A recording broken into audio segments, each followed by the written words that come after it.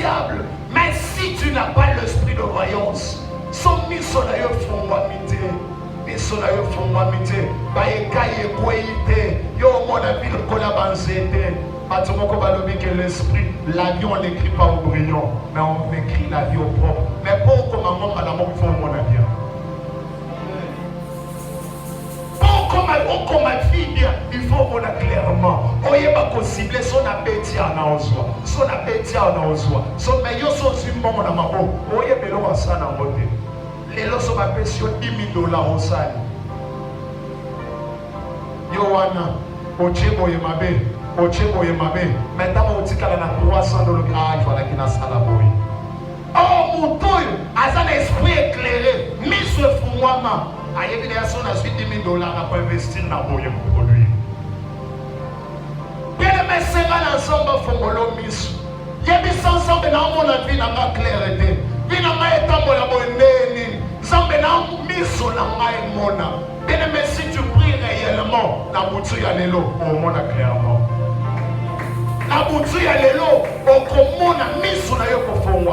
Azaki na paso mona lina silisa abando sala na bradima ayebi singa makambo samba salinga vraiment taso ba balobi na pengwe na bando sala na bradima bazui dipende mécanicien bakebi sika basala ka entretien ya ba machine nyonso wana ba mafuta mwini mutu na posa balongole mosala azui dipende bakoisa mona kati aluki mondela ebisie intéresse une heure.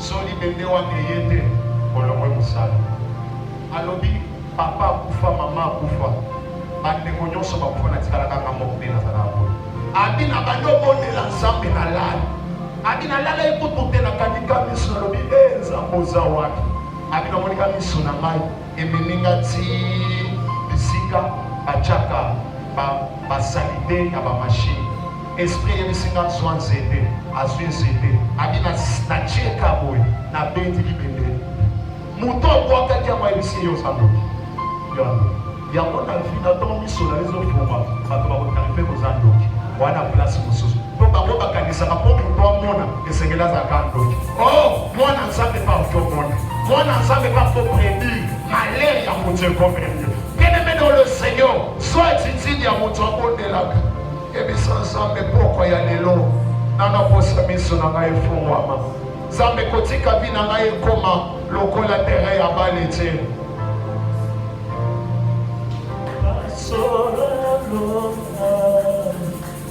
nalingi namona nyonso ya kati oyo mokili ekoki komona te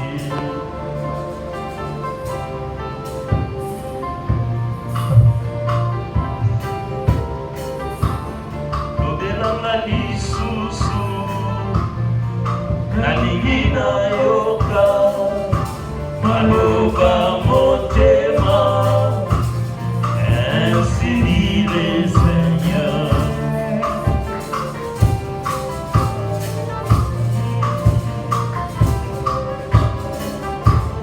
lobelanga lisusu nalingi nayoka nyonso ya kati oyo mokili ekoki koyoka te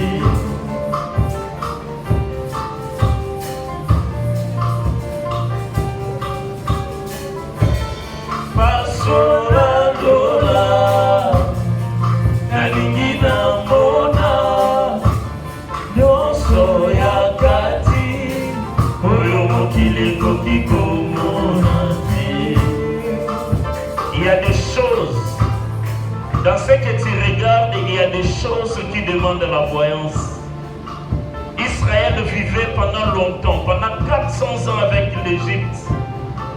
Mais ce jour-là, le jour de la délivrance, l'Éternel n'a pas voulu qu'il regarde, mais qu'il voie.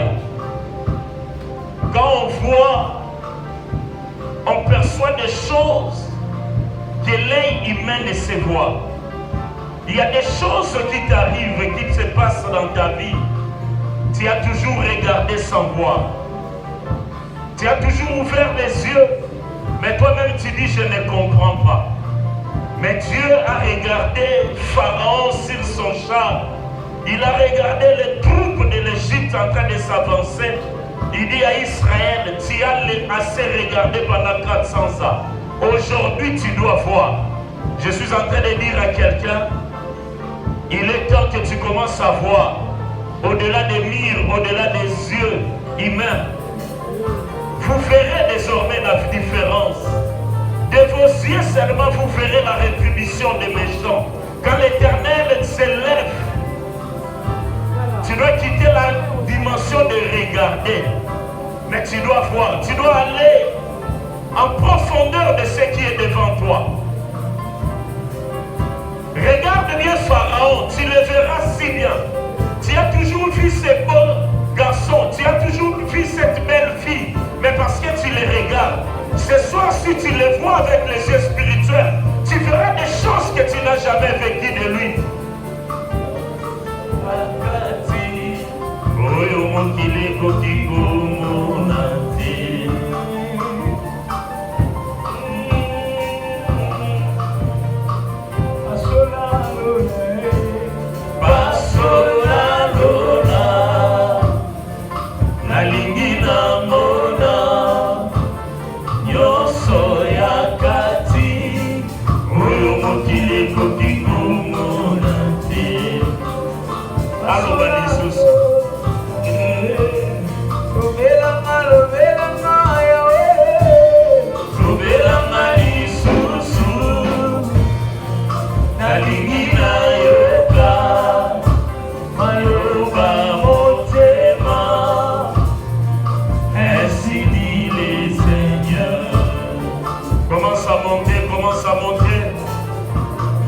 C'est le 11e jour, Dieu n'attendra pas le 15e jour.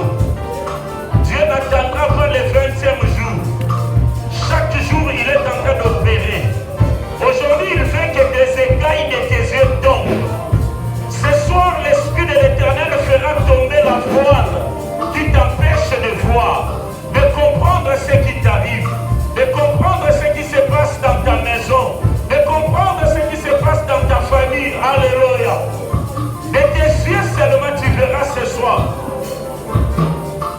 Là où tu as toujours regardé, là où tu as toujours posé tes yeux, si tu regardes avec les yeux de l'aigle, du haut de la montagne où tu es, tu verras dans le plus bas de la terre la proie qui est cachée sous une pierre.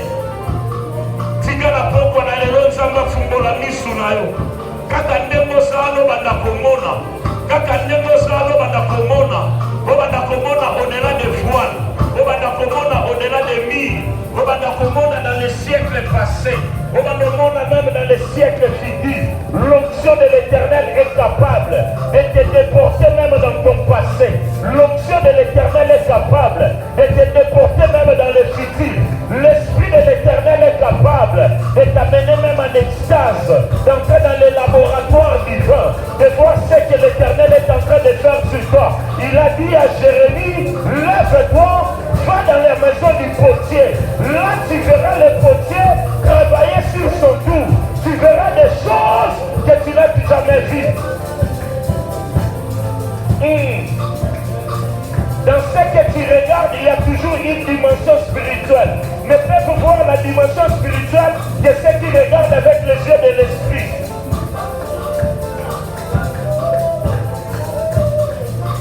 Pharaon était toujours là. Moïse habitait la maison du Pharaon. Il connaissait Pharaon. Mais quand l'Éternel veut te délivrer, il t'enlève dans le niveau de regarder, mais il t'amène dans le niveau de voyance. Que tes yeux spirituels s'ouvrent ce soir. Et que tu commences à regarder avec la vue de l'aigle. Que tu commences à regarder au-dessus des montagnes. Oh, que Dieu rende visible tout ce qui s'est caché dans ta vie ce soir. Quand l'Éternel ôte la voile, tu deviens toi-même sacrificateur prophète. Parce que tu offriras l'offrande selon la révélation de ce que tu vois. De ce qu'aucun homme ne peut voir. Il a fait de nous tous un royaume de sacrificateurs.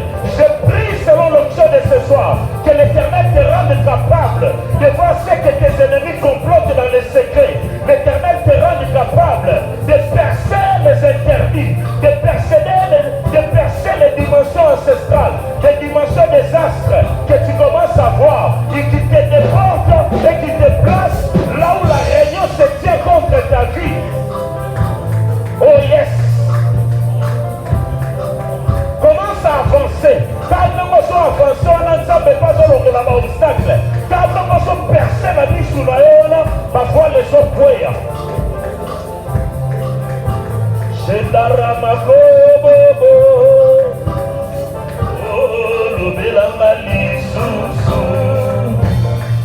kalingina yoka, maloba motema, ainsi dit le Seigneur, pasola lola pasola lola.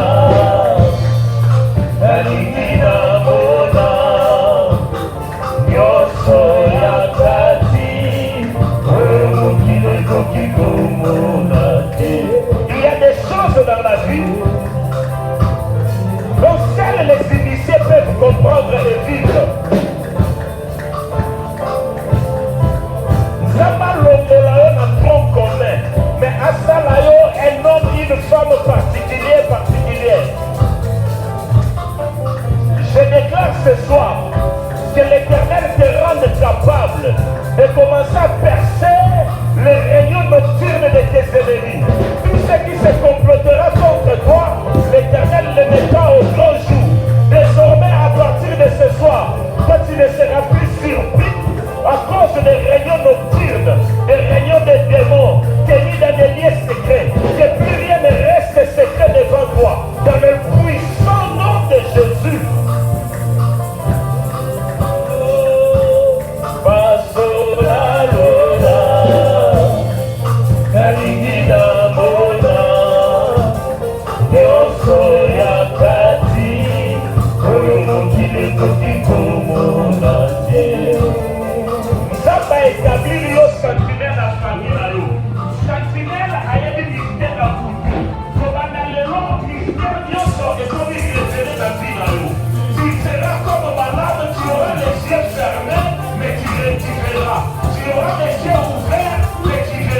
Désormais, tes yeux ne se fermeront plus jamais.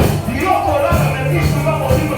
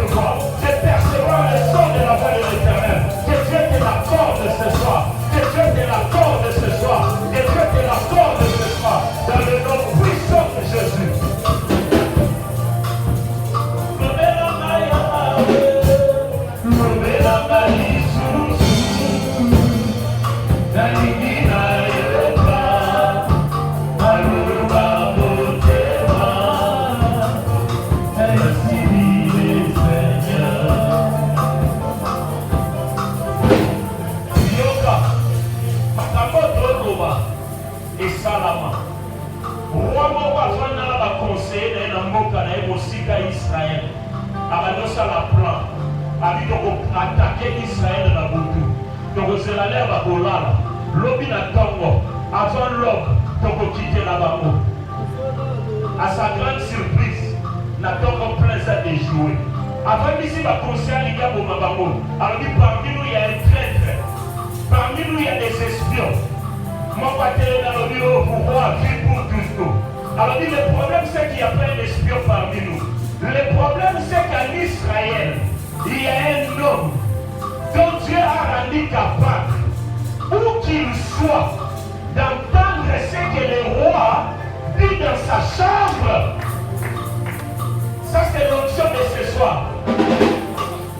Au second de l'Osso Élisée était un homme comme toi et moi. Dans ma personne est sensible. La marche vers Canaan, la marche vers Canaan, le Seigneur a dit, ces Égyptiens que vous voyez, vous ne les verrez plus jamais. Les lots ont arrêté vie à possible. Ils ont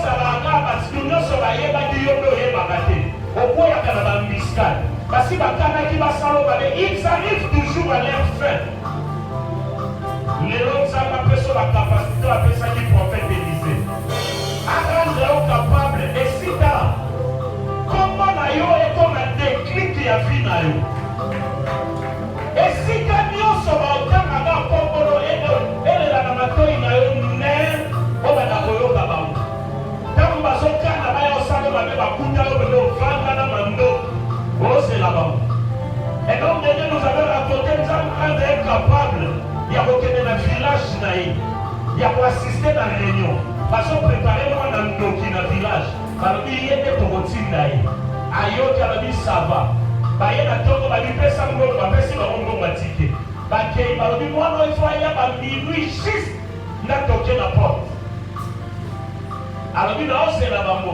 Dans 23h50, nous avons télé la porte dans le portail dans la minuit juste là, nous avons dans la télé. Babi yoso sa dina dina ose la dino. Na eleke bongoya lelo na mimi oyo. Là na bibe bébé a dit directement on a bâti biboma. Ça c'est ce que Dieu sait faire. Tala. Bamakamo civil mingi na dino yo ça la victime. Comme baba est là on va pas le malheur à te souvent les choses que ça va disparaître. Amen. Ça va disparaître. Pharaon il faut apprendre ici à la réunion contre eux, c'est qui va pour. On a une inférieure, il y a des carnets qui donnent les poissons. On y a des milou, aussi milou pour sauver les milou, à Poufi. On t'a dit, Dieu est capable de le faire. Et si camion sont à côté de Congo, nous allons révéler au plan là-bas. On s'en va de bête à la boue, on s'en va de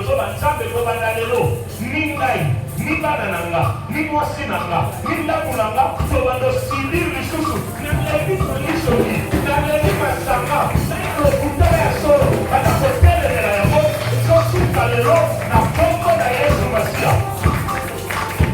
Nana ko civil lisusu te, ako silvana yo lisusu te, ino yo makamba surprise, orandika oro, bano ba prepare les gens na kutu, asa ba nzambe te, nzamba prebo na la sekte. On va échouer là-haut. À chaque qui va faire le mauvais, il faut qu'il y ait des choses à la défensive. On a beaucoup de la guerre.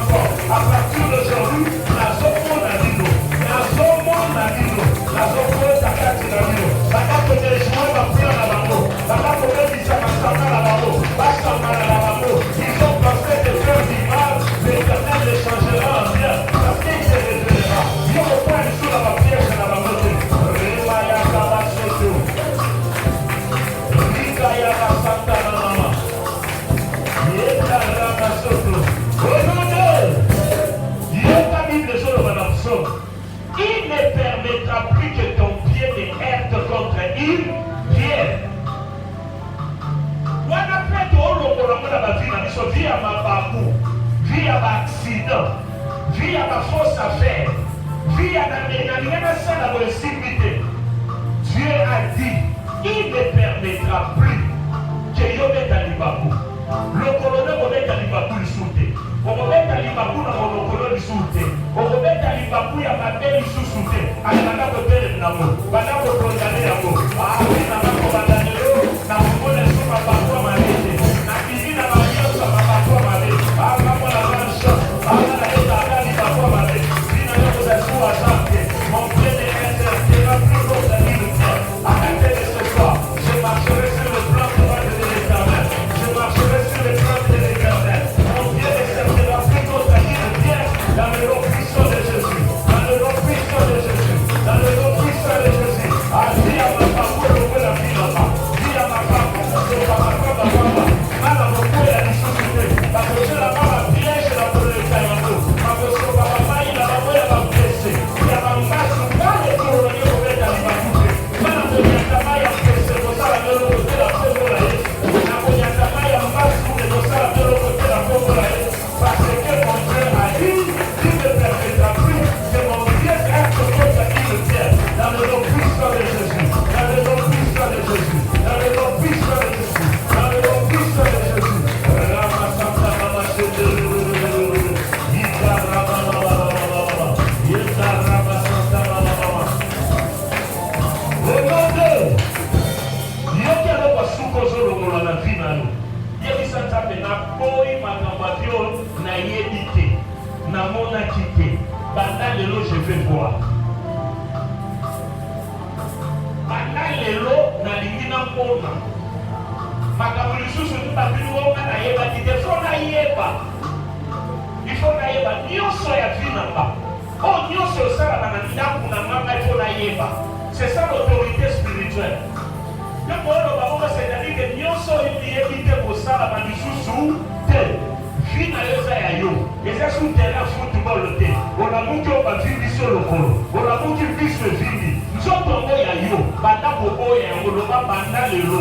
Nalingi na mona nyonso esalama na vie na nga. Na ndako na nga. Na kosiki lisusu te. Alebeta maloko beta maloko banda mobele.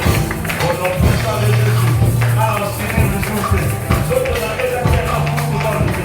Nzoto na meza mwenje na babote. Nzoto na meza kefote. Na la mukanaton wana ledi. Na beba tina na belite. Na la mukanaton lokolo vivi. Na mona editi na lokolo vivi te. Na la mukanaton lokolo zati. Na sali na kata usala malongate. Na sali na beli na kati yoka kilote. Ensemble banda lelo, je prends le contrôle de mon corps. Je prends le contrôle de ma vie. Toutes ces choses, je ne les verrai plus jamais. Oh, nyonso ya kala. Oh, nyonso ya likakatalo. Oh, nyonso ya kolelisa. Na teleleli yango. Na kondamne yango. Na koli yango. Na kwati yango. Dans le nom puissant de Jésus. Dans le nom puissant de Jésus. Dans le nom puissant de Jésus. Dans le nom puissant de Jésus. Dans le nom puissant de Jésus. Au nom de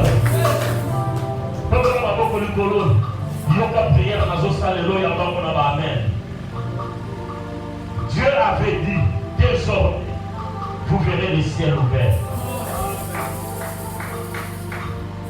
À un certain moment dans la Bible, Dieu a demandé aux hommes, levez les yeux, regardez les ciels.